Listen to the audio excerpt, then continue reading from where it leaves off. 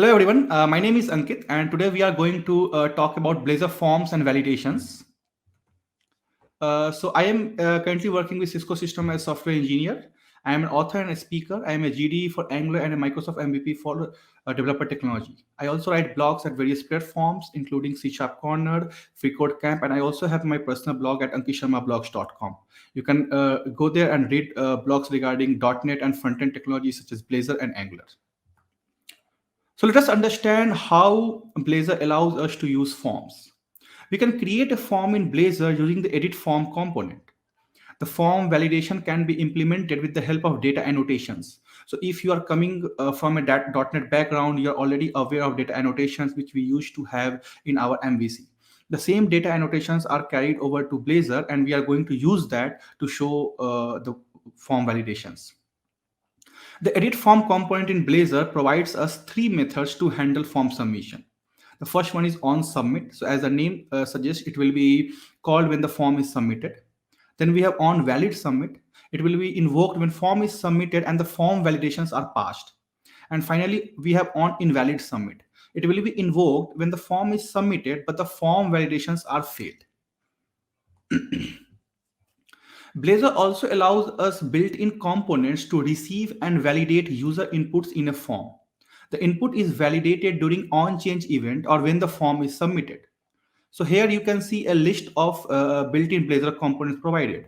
So we can use the input checkbox component and then it will be rendered as an input type of checkbox. Similarly, we have input date component, which will be rendered as input type of date. Similarly, we have component for input file, input number, input radio, radio group, select, text box, and text area.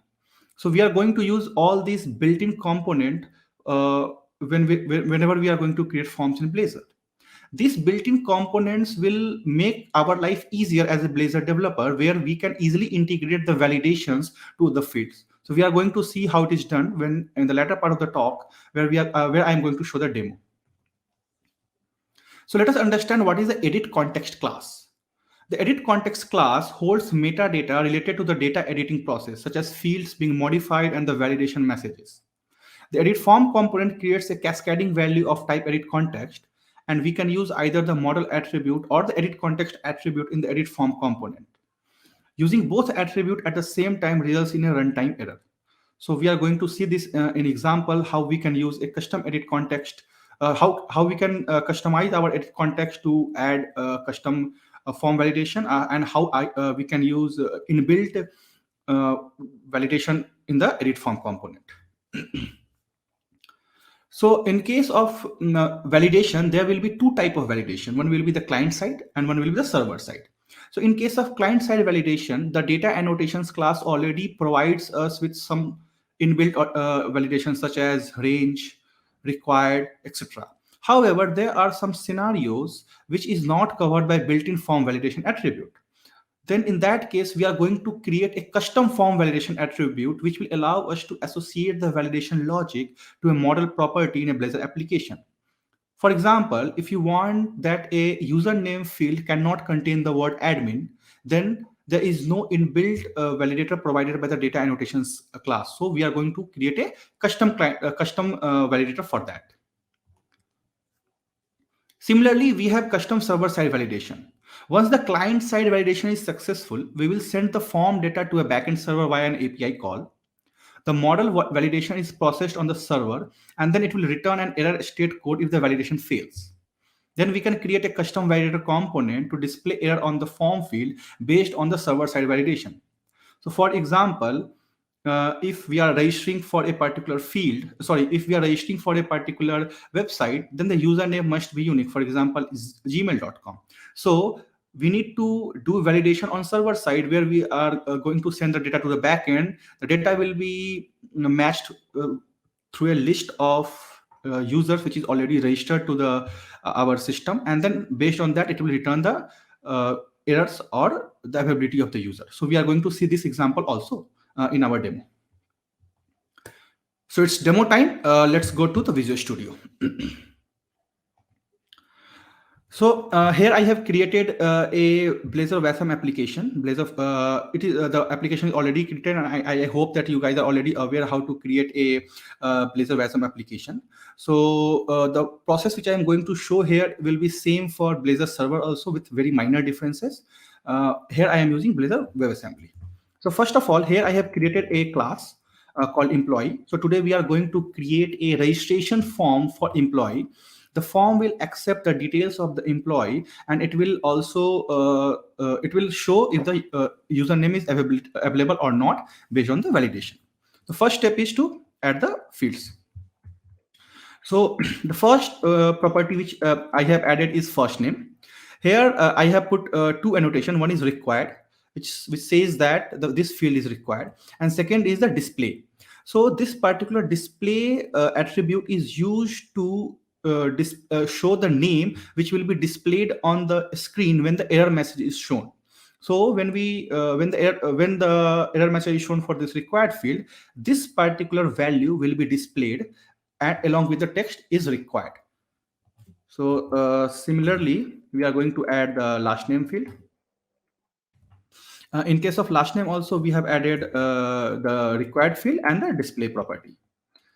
Then we have email. In case of email, we have added the required plus the email address validation. So email address validation will check if there is a at the rate symbol and the dot symbol or not. So this will check for the inbuilt. This will check for using inbuilt regex that the particular email,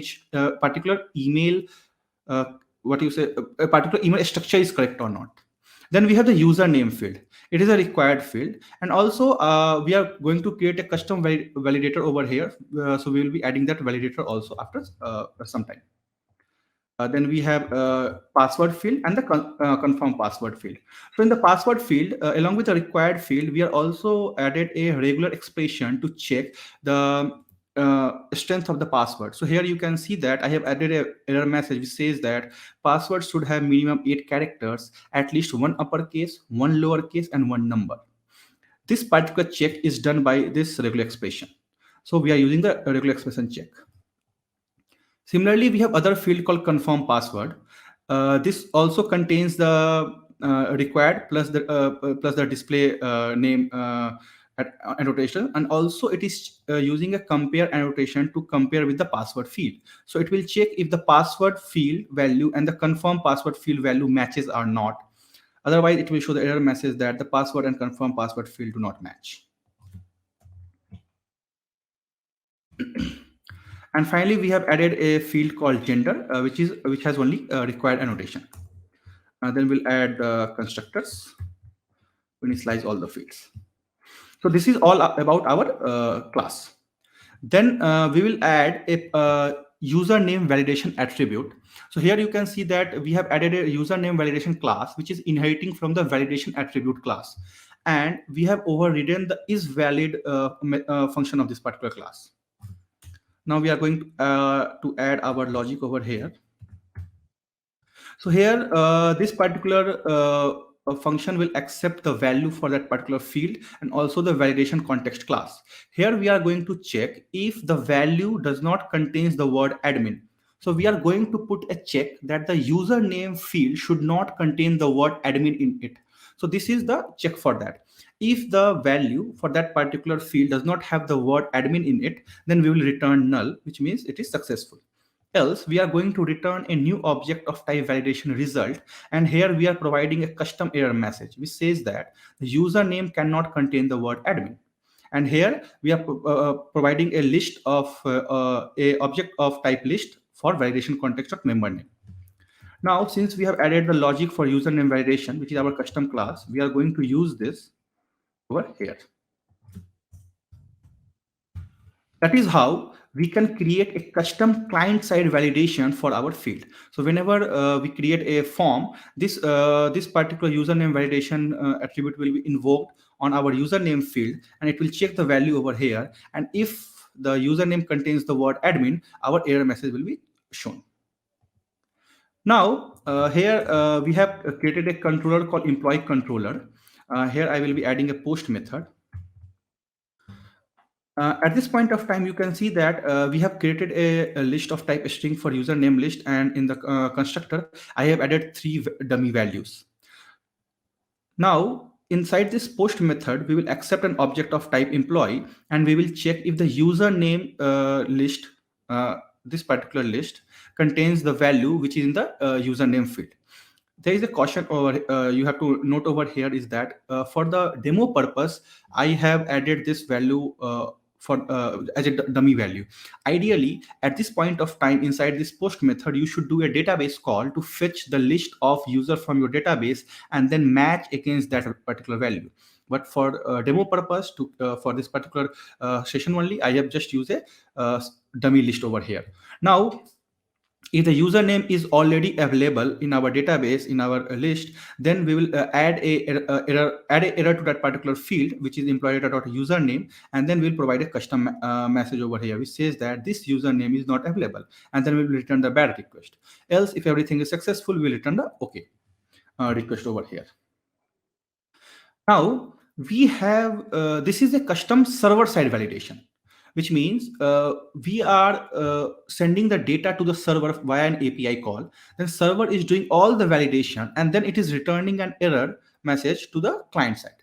Now, since server is returning an error message to the client side, then the client need to handle that particular error message as well, and the client need to show that error message in a good format to the user. They have to show that error message properly on that particular field. For example, this says that username is not available, then this error message should be shown corresponding to the username field, not corresponding to the complete form. So for that, we are going to create a custom form validator component. So this custom form validator component is created in the client project of our application. And here I have created a cascading parameter of type edit context, and I have also created a validation message store. Inside on initialized lifecycle hook, we are going to check if current edit context is null or not. If it is null, then we are going to throw an exception. Else, we are going to initialize the validation message store, and then we are going to check if in case of validation request, we are going to clear the validation message store. In case of field change also, we are going to clear the validation message store. This particular function, display form errors, is a very important function.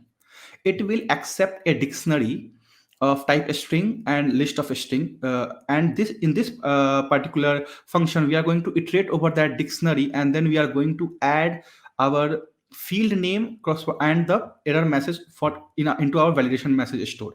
So in that dictionary, which we receive from our HTTP call, so when we do an HTTP call and we get an error message, it will come in a form of dictionary, and we are going to add that to our validation message store over here.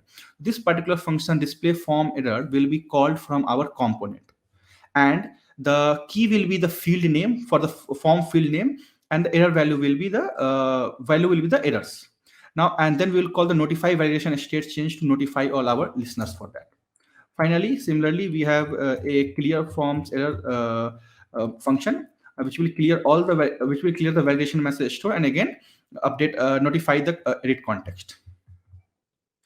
I have created a register employee registration component. Inside this employee registration component, I have injected the HTTP client to make the HTTP call. I have injected the logger to log the messages. Then we have created an instance for custom form validator, and I have created a function called register employee. Inside the register employee, first of all, we are going to call the clear forms error. So it will call this particular clear forms error, and it will clear out all the error message for that particular form. Then we are going to inside the try block, we are going to do the HTTP call. So here you can see that we are making the API call to our backend. It is a post call, and we are passing the object, which is of type employee.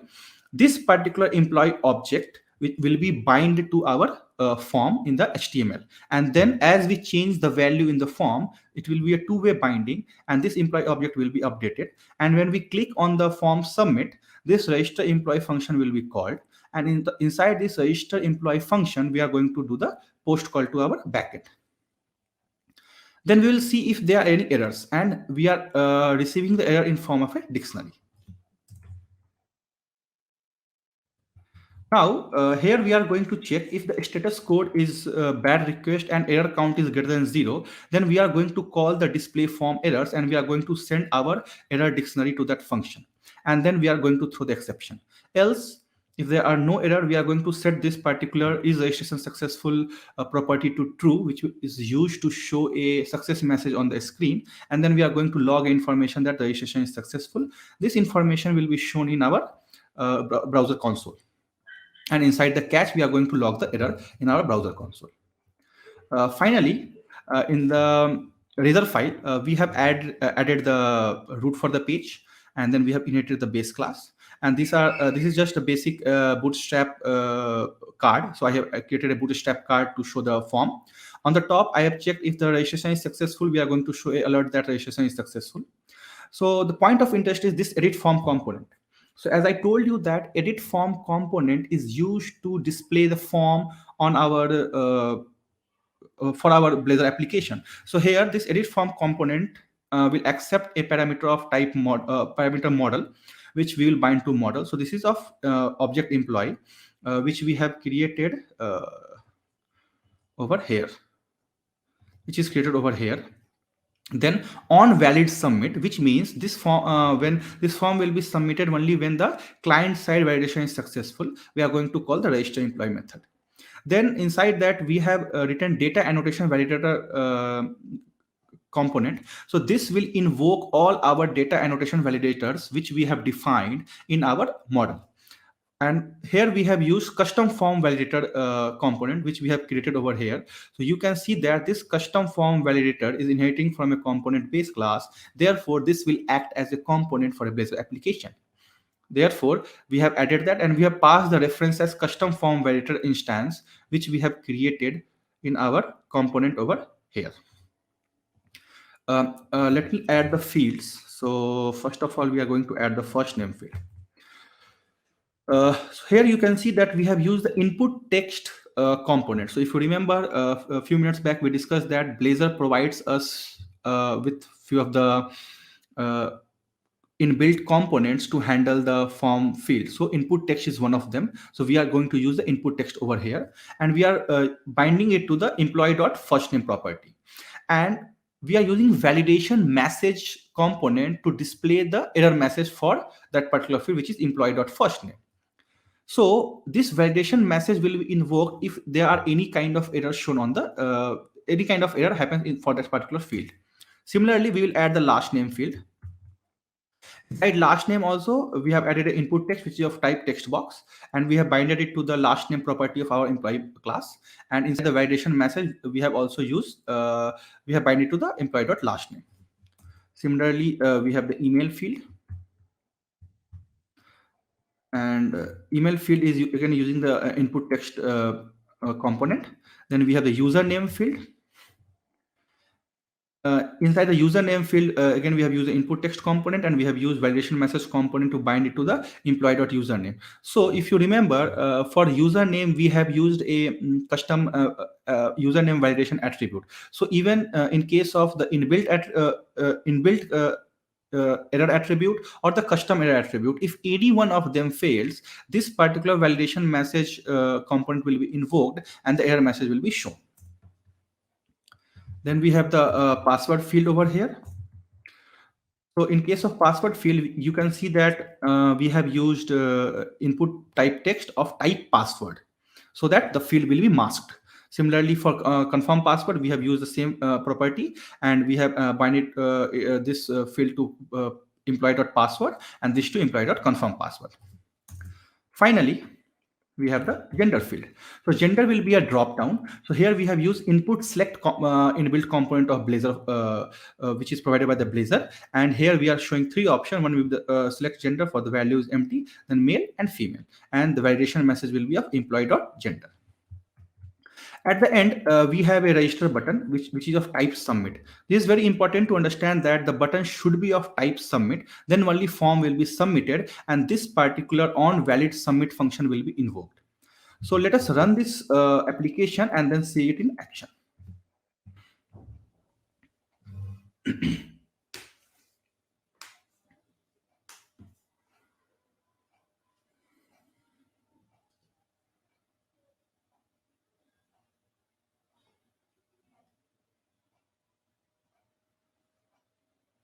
So our application is launched. I have already added a register employee linked in our menu bar. So this is our form. We are using a Bootstrap card. So it is showing the title at the top. And here we have the field first name, last name, email, username, password, confirm password, and gender. Gender has the two field, male and female. If I click on the register button at this point of time, it will show me all the client side validation message. Now let us see this. You see the value over here, the first name field is required. This particular value, first name, is coming from our employee class. So if you go to the employee class, here you can see that we have added a display name equals to first name. So this particular value, first name, is shown over here. That is how the display name is binded. This particular name, first name, is coming from our label over here. So don't get confused between both of them. The value is same, but they are coming from two different places. So you can see all the required field validations are shown over here. So let us add the first name. So I add the first name, I add the last name. Now email field is required. Let us add some value over here. If I navigate to another field, it will say that email field is not a valid email address. This particular error message is shown via where is that email field. Inside the email field we have added an email address validation. So this is how it is handled. Email field is not a valid email address. So let me add a valid email address over here. Now username. So username field is required. If I use the word admin and navigate to another field, you can see that immediately it shows the error that username cannot contain the word admin, which is what we have defined over here in our username validation over here, that username cannot contain the word admin. So this same error message is shown over here. Now this is checking for substring. So if I use admin user, I get the same error message. So I cannot use the word admin in any form. So I have to use some other name. Let's say Ankit. So this client side error validation is gone. The field is green. The password. So I use the password as like this. When I move out, it shows that the password should have minimum 8 characters, at least one uppercase, one lowercase, and one number. So I need to update that. Similarly, if I give wrong value, it will say that the password and confirm password field do not match. So how this is working? This is working from this particular compare attribute. So compare attribute will check if the password field and the confirm password field is matched or not. So let me remove that and update it. Now finally gender. So it has only required field validation. So I select male and click on register. Now at this point of time, note that I have used the username as Ankit. If I click on the register button, there is an API call happening to the backend. And if you remember, in our controller, we have also added the value Ankit over here. So this particular check will fail. This if condition will check that this if condition will check that particular username already exists, and it will add a error to our model. And error says this username is not available. The same error is shown over here. So this is how the server side validation is done. Another point to note here is that the whole form is green, only this particular field is red. How this is handled? This is handled by our custom form validator class. So here, since we are using a display inside the display form error function, we are attaching the field and the error value to our validation message store. So this field will contain the value for this username field. That is why it is showing error only at one particular field where it failed. So I will use some other username which is available. Ankit Sharma, click on register. So everything is good. Registration successful message will be shown over here. Let us check our console. Now in the console, you can see that there are few error messages since our validation messages are failed. Finally, when the validation is successful, it says the registration is successful. How this is working? So this is working from this particular logger. This logger is logging the information that this registration is successful, and it is shown in our client in our console over here. So that is how we can add a form to Blazor, and then we can add different kind of validation to it. Here we have seen how we can add inbuilt validation such as required field, email, etc. We have also seen how we can add a custom client side validation, and we have also seen how we can add a custom server side validation. So finally, before I close, I want to you guys to have a look at the resources for this particular talk. So the article, so for this particular talk, I have created a GitHub repository which is available at Bitly Blazor Forms, and I have also written an article which explains you the step-by-step process of how to create Blazor Forms and how to do all different kind of validation, which you can get at this particular link, Bitly Blazor Forms article. And you can also read other different kind of blogs at my blog ankitsharmablogs.com, and you can also connect with me via LinkedIn and Twitter. I will be happy to connect with you. Thank you all for joining. I hope you have enjoyed my talk. Over to you, Simon.